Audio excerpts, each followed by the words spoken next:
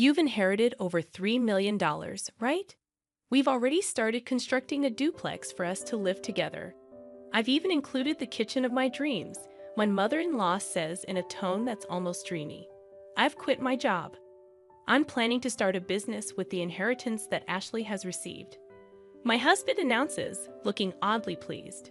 Wait a minute, I've told you I haven't received any inheritance yet, right? You've quit your job, and you're building a duplex. What's happening? Don't lie. It's clear you've inherited. How about we take a trip before the house gets built? How about Hawaii? My father-in-law chimes in, adding to the growing confusion with my husband and my mother-in-law. What on earth are these people thinking? They want to use the precious inheritance I received from my mother and spend it on whatever they please. Even though I was filled with rage, I didn't know what to do. The story goes back a few months ago. My name is Ashley. I'm 38 years old and work as a high school teacher. I married David, an office worker who is 2 years older than me, 12 years ago. Soon after we got married, our only daughter Julie was born, and since then, my days have been filled with work and child rearing. Today is the day I'm visiting my hospitalized mother with my daughter. Oh, Grandma, it's been a while. Well, Julie, welcome. My mother lies in her bed, lovingly stroking Julie's hair. Her hand is noticeably thinner, and her complexion looks poor. Next to my mother's bed stands a middle-aged man wearing glasses and a suit. As I nod towards him, he returns the nod and leaves the room. Mom, who is that man? Just an acquaintance. Don't worry about it. More importantly, Ashley, are you still doing well? And David, is he well? My mother's eyes, a shade close to blue, sparkle softly as she smiles. She met my father, who ran an import-export business overseas, and came to the U.S. as his bride. Raising a child in a foreign country must have been hard, but my mother and father worked together to bring me up. One of the reasons I am able to work as a teacher today is because my mother taught me many things since I was small.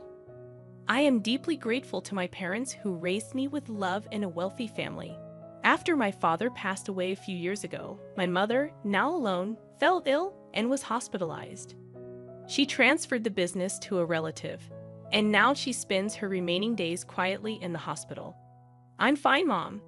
Is there anything you need? Just having you and Julie come to see me is more than enough. After having such a conversation and spending a good amount of time talking with my mother, Julie, and I headed home. Julie talks to my mother about things that happened at school and the book she has recently read. She's at that tricky age of 10, but our relationship is good. Even if I take away my parental bias, I think she is a bright and honest child who is growing up well. We're home. Oh, well, welcome back. How's my mother-in-law doing? David asks as he greets us. Mom is as usual. How about you? Your seminar, was it? Oh, I heard some good stuff. Looking forward to the next one. Recently, my husband has been attending seminars on quitting his job and starting a side business. He must want more money, but the company he works for is not top tier. It's not bad, and with my salary, we are doing just fine. I find it distasteful when he is so greedy for money, which I suppose he gets from his parents. Ever since we got married, I've been put off by his parents' excessive stinginess and their habit of begging for small amounts of money whenever we see them, so I've been keeping my distance. They've never given Julie any Christmas gifts. Fortunately, my in-laws live far away, so we don't have to interact much, and my husband does well with household chores, so I guess it's okay. As long as I have my mother, my husband, Julie, and our modest but ordinary life, I'm content. Then one day, I got a call from the hospital. My mother's condition had suddenly worsened, and she was in critical condition. When my family rushed to the hospital, my mother was barely breathing. Mom? Grandma? No. Ashley, I always wanted you to be happy. Cherish Julie more than anything. I love you. In the end, those were my mother's last words. My mother, who raised me with all her heart alongside my father, adored Julie from the bottom of her heart. My mother's face in the coffin was peaceful, and all I could do was cry. Julie was by my side, crying with me. A little while after my mother passed away, an envelope arrived at our house, a law firm. Ashley was perplexed as she opened the envelope from an unfamiliar sender. Inside was a document stating, "I have been entrusted with your mother's will, which leaves all of her inheritance to you." Ashley and her mother had never discussed the subject of inheritance before, so she was taken aback. However, since the letter had indeed arrived, she decided to visit the law firm on her own. "Hello, I'm the attorney Ed." The man who appeared was the middle-aged gentleman with glasses who had been present when she visited her mother in the hospital. "You were in my mother's hospital room before?"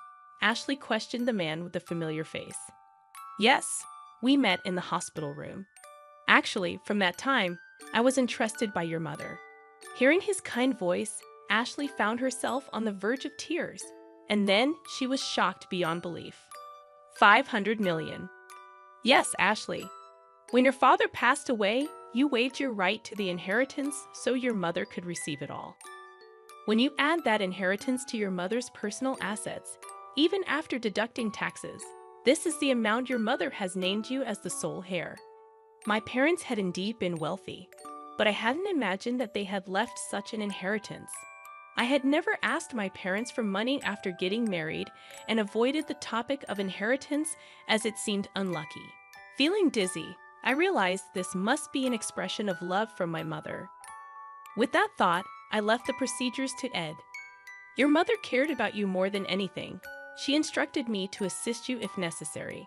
Please feel free to discuss anything with me." "Thank you. I appreciate your help." Ashley bowed her head several times to Ed and left the room. Time passed, and it was around the time of her mother's 49th day memorial service. Her husband, David, began to frequently ask about her mother's inheritance. When they had married, her father was still running his business, so David was vaguely aware that they were wealthy.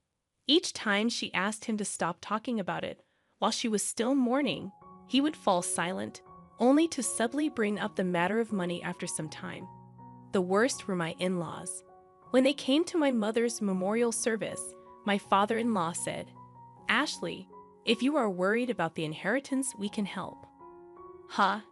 Hey, we've had our fair share of disputes over inheritance. When unmarried siblings died, inheritance can be complicated. If you're troubled, feel free to talk about it. That's right. Rely on us too. Yes. Having never shown any inclination to assist them before, she could only give her in-laws a vague response as they put on a knowing facade. And then, about 3 months after her mother's death, David, who had been quiet recently, finally lost his patience. "Hey, have you received your mother's inheritance yet?" A bad feeling swept over her quickly. Ashley lied. The procedures are complicated, so not yet. In reality, she had already completed the procedures and, upon Ed's advice, had deposited the passbook containing the inheritance in a safe deposit box.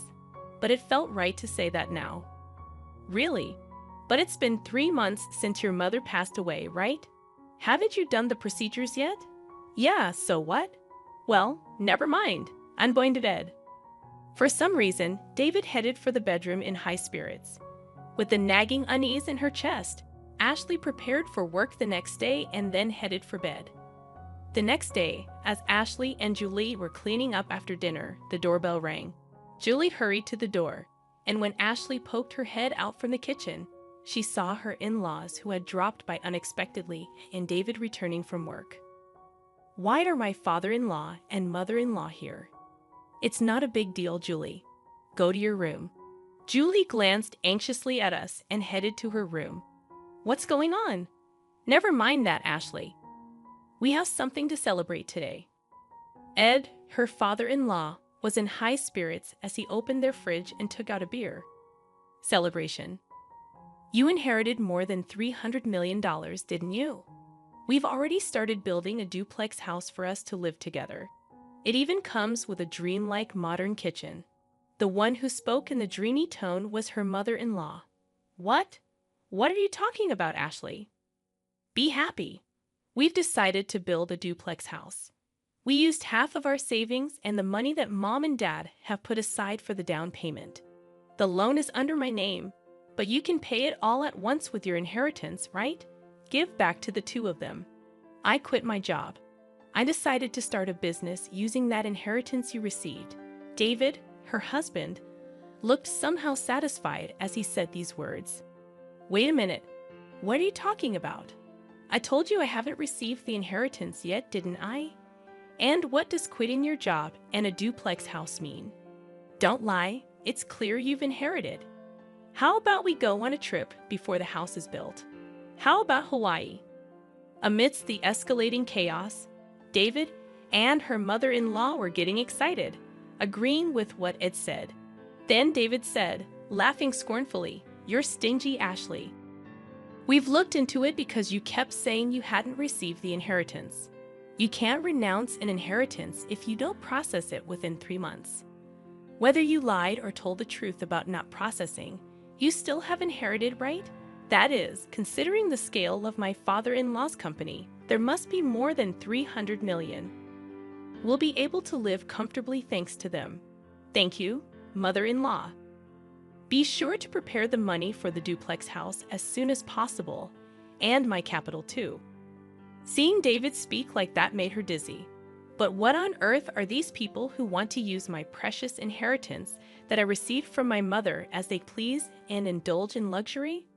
Although filled with intense anger and about to yell, she couldn't say a word, worried about Julie, who was in the other room. "I'm going outside for a bit." She called out to the three of them, but they didn't hear her, happily discussing how they would use the inheritance. She went out without even taking her wallet. The night wind was cool, and it was then that the tears came. She went to the hilltop park where she used to come with her mother and cried, holding back her voice. Her anger didn't subside. Feeling frustrated and worn out, her heart was exploited. Her emotions were a mess, but she couldn't just say she wanted a divorce. They still had their child, Julie. Her mother's words, "Take care of Julie above all else," came back to her, and tears spilled again. Suddenly, someone spoke to her. Surprised, she opened her eyes, and the person began to speak softly. 3 days later, she called her husband and in-laws to a restaurant with private rooms. "So you finally came back home after that day. Did you withdraw the money, Ashley?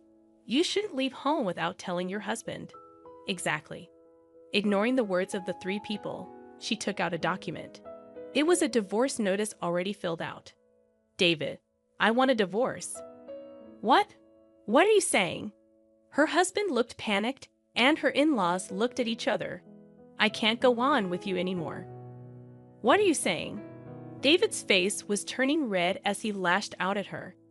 "You're leaving us after receiving the inheritance. You changed because you got the money, you miser." "That's my words, Ashley." Snap back. "Ever since I inherited my mother's estate, you've been out of control. Quitting jobs to start a business, deciding to live with in-laws without even asking, taking out my savings to build a 2-family home, and then planning a trip to Hawaii. Who is the one who changed when the money came in? I can't possibly stay with such people." "Wait, you can't just divorce me like that." "That's right. Our savings after marriage are shared property. Half of the inheritance belongs to David, no matter what." "That's correct.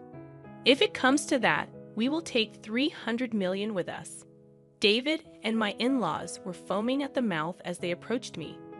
Just as I was about to respond, the door to the private room slid open. Dad, Grandpa, and Grandma should know better. The inheritance Mom received doesn't become shared property, right, Mr. Ed? There stood my daughter Julie and Attorney Ed. "Julie, and who are you?" "I'm Attorney Ed. Ashley's mother had entrusted me with this matter, and I've been advising Ashley." As Ed bowed, Dave seemed flustered. "That's all well and good, but wait. The inheritance doesn't become shared property?" "That's correct. Inherited property from a deceased parent has not become shared property, nor is it subject to the division of property." "What? You've got to be kidding me. Is this a mistake? That can't be." In front of the flustered three, I was taken aback. It seems that they really thought that the inheritance I received would become their property. In that case, it's even more reason not to divorce. I'll cling to you no matter what. My husband with bloodshot eyes shouted out without any regard. Stop it already? That was Julie. She continued her calm words. Since Mom suggested divorce, no, since Mom inherited the estate. Has Dad ever thought about Mom once? Grandpa and Grandma only ever talk about money. They never once mentioned me. I can't consider such people as family. David and my in-laws were taken aback. The day I was crying about my inheritance, Julie was the one who spoke up. Julie came running after me, and she told me Dad, Grandpa, and Grandma are too much, trying to take Grandma's legacy for themselves. Mom, I'm on your side. Let's fight this together. With those words, I made up my mind, contacted Ed, and arranged this meeting. Julie, it's not like that. Dad wants you to be happy. That's right, Julie dear. You'd be happier living with us, wouldn't you? That's right. A child shouldn't interfere. My desperate husband and still assertive in-laws. Julie, with an exasperated look on her face, said, I'm going with Mom. I can't bear to be with you anymore. Julie said this and looked away. Anyway, we've made up our minds. Julie and I will be leaving. As I said this calmly, David got angry.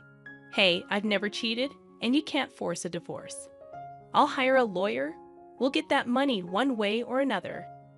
If that's the case, I will take care of it from here. Ed spoke quietly. The issue here is whether there are grave reasons for not continuing the marriage, quitting his job, using the household savings without permission, deciding to live together, and Julie is saying she can't bear it. There are various points we can argue. Moreover, your daughter recorded the sound of all of you begging for Ashley's inheritance. That should also serve as evidence. Damn it. David slumped, and my in-laws turned pale. After seeing that, Julie and I left the restaurant. A year later, thanks to Ed's efforts, my divorce with David was finalized.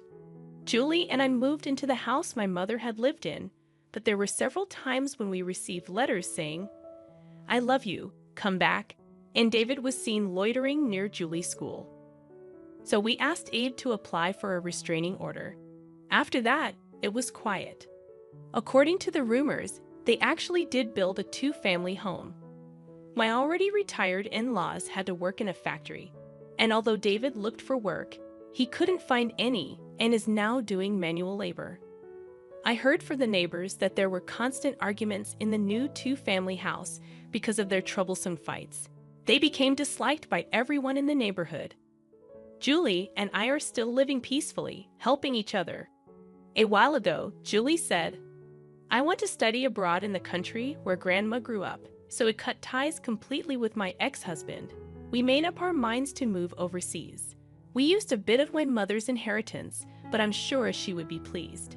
Now, Julie seems to be enjoying school every day, and I've started working as a teacher there. I hope these peaceful days continue.